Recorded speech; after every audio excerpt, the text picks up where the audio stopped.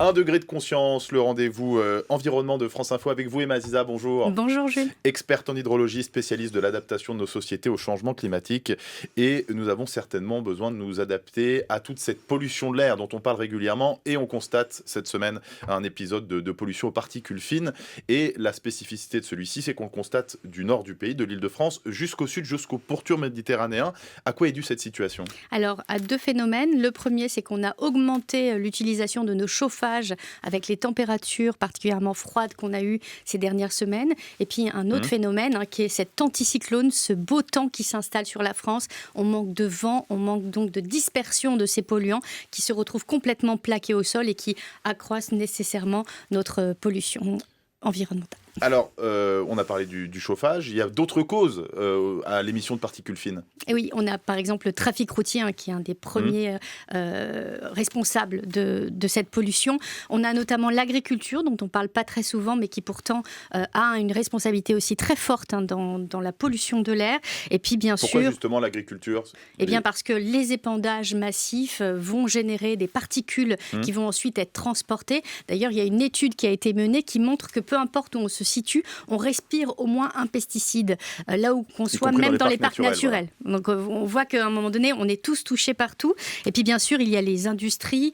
Donc on voit qu'il y a une multitude de causes. Et puis ces causes aujourd'hui, elles sont complètement diffuses. Avant, on savait exactement quelle industrie, à quel endroit pouvait polluer. Aujourd'hui, on a une expansion massive de l'urbanisation, une expansion donc du trafic routier. Et puis en réalité, les pollutions, elles arrivent de partout. Et donc on est tous quelque part est responsable et à la fois on subit cette pollution. Donc c'est quelque chose de très généralisé et qu'on a du mal à caractériser. Il y a beaucoup plus de petits facteurs qu'avant dans tous les modes de vie modernes, c'est ça que vous voulez dire ? La livraison, on peut imaginer la livraison, ça entraîne beaucoup de trafic dans les villes. Alors bien sûr, parce que quand vous voyez des magasins, ces magasins se font livrer chaque semaine. Ou chacun chez soi. Éventuellement, même quand on a des solutions numériques de plateformes en ligne, eh bien il faut quand même se faire livrer. Donc on voit qu'il y a ces échanges de toutes les façons qui aujourd'hui ont des conséquences sur la qualité de l'air et notamment d'ailleurs sur nos émissions de CO2, mais ça c'est encore quelque chose de plus. Et donc on voit comme ça qu'on est confronté non seulement à la pollution de l'air dehors, mais à la pollution de l'air aussi intérieur qui a des conséquences aussi majeures sur notre santé.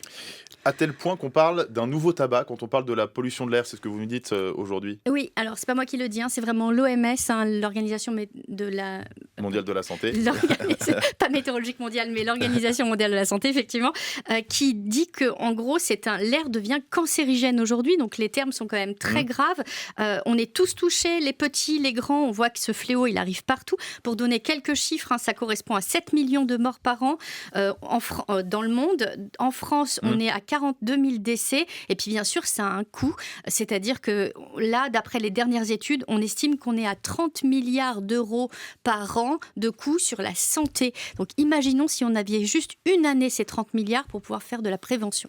La question, c'est comment est-ce qu'on s'adapte et qu'est-ce qu'on fait déjà à l'échelle individuelle peut-être ? Et oui, alors on peut faire énormément de choses sur l'air que l'on respire. Déjà, à l'échelle individuelle, on peut aérer sa maison et l'aérer toute l'année. Ça, c'est pour la pollution de l'air intérieur. Ça, c'est pour la pollution de l'air intérieur, parce que sur les 7 milliards de morts qu'on a dans le monde, eh bien 4,3 milliards ont lieu à cause de cette pollution intérieure. Donc le fléau est colossal chez nous. Puis nous, on est des êtres sédentaires. 70 à 90% de nos temps, on le passe chez nous, au bureau, ou bien dans des établissements qui reçoivent du public, donc enfermés. Donc on voit bien qu'il faut absolument aérer beaucoup plus massivement.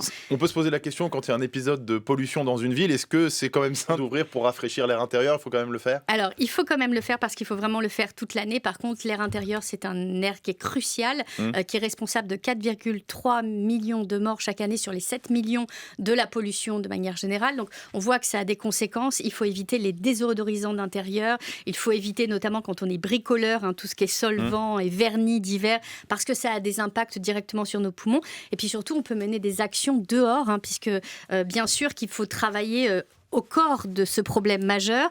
Premièrement, faire plus de vélo, plus de marche, aller plus vers des véhicules électriques et puis abandonner les combustibles fossiles. Limiter les émissions. Oui, de toutes les façons, Pas on faire n'a de pas le sport choix. en extérieur aussi quand il y a un épisode de Non, pollution, parce c'est qu'effectivement, déconseillé. il faut imaginer qu'on respire 15 000 litres d'air par jour, donc ça a des conséquences majeures si l'air est pollué. Et il y a le rôle de l'État là-dedans qui est certainement primordial. L'État français, d'ailleurs condamné à plusieurs reprises pour ne pas appliquer des directives européennes. Est-ce qu'on doit en faire plus et comment ? Alors, on a, quand on regarde la législation, une somme de plans. On a le plan particules, on a le plan de protection de l'atmosphère. On voit que sur le plan du fait de légiférer, on est capable d'agir, mais par contre, on est complètement impuissant sur le résultat. Ça me fait penser un petit peu à ce qui se passe pour l'eau. On estimait qu'il fallait atteindre le bon état écologique de tous nos cours d'eau en 2025. On n'a absolument jamais réussi.